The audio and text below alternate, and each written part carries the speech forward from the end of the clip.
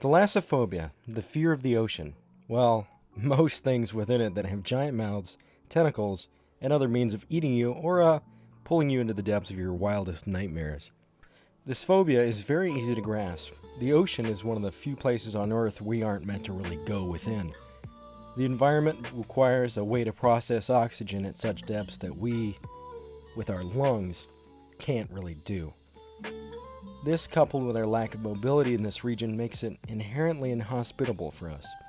So with that main reason for it considered, what else would there to be talked about with this whole ocean thing? Well, we could discuss phobias that go together with this one, such as submechanophobia, the fear of underwater animatronics, and aquaphobia, the general fear of bodies of water.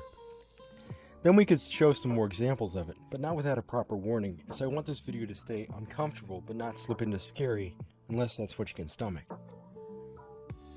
So let's talk about the phobia I know the most about, used to water, submechanophobia. This fear comes from any sort of machinery working underwater. It is most likely attributed to animatronics, like most of the time I've seen it be as such. This fear really comes in two separate shades. There's the fear of things just generally moving underwater and being afraid of what it might be if you can't really make out the shape or understand what it does. That could be a possibility of what people are afraid of.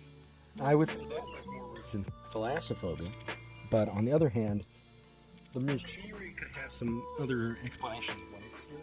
You could say, for instance, I feel like more often you're looking at people are afraid of it because of the electronic aspect or the uncanny kind of way in which animatronics move, that when you apply to water they get a sort of mystical element to them. Mixed with the electricity kind of makes it sound very dangerous to your mind. It makes a lot of sense. It's inherently scary that animatronics that are capable of so many degrees of motion, it's understandable why you'd be afraid. Put them in a water setting and who knows what they might do. It's kind of a mystery. The next fear, aquaphobia, it may sound very open, but when looked into it, it's a bit more interesting and a bit more terrestrial than it may at first seem.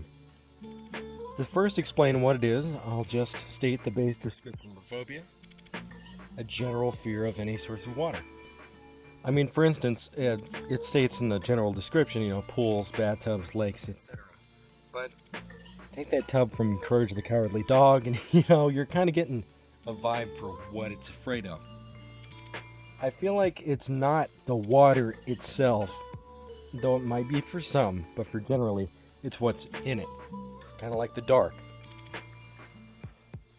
It's still kind of mystical. Then again, you take water, which you can see, which you can hold in a glass, and it's not inherently scary, but make it where it's not completely visible, where you can't see all the elements within, and it gets unsettling, and that's just you see any sort of hole that's completely black, and you look within it, and your mind starts to go, okay, well, what's under there? I mean, for instance, you could be laying in bed, and a pile of clothes looks like a monster.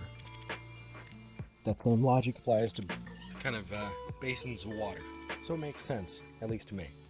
There's a lot of different phobias I could have spoken about, but these two are my favorites, and ones I can really relate to. Anyway, for the last section, I want to show you some videos, and representations of each other. Mostly thalassophobia, but a few of the others, mixed in. I don't think that I'm going to put aquaphobia in its own category, it's way too open, but submechanophobia, I can definitely show you some examples of that. So now that you've been warned, please don't watch ahead if you're afraid of submechanophobia, which, if you're a long-time viewer of the channel, I know that you can stomach it. And, for old time's sake, we'll throw in some jazz, or, ragtime, as people have pointed out. But other than that, I hope you have a good rest of your day, and thank you to everyone who subscribed. I will see you all, hopefully, in the future. Peace out, guys.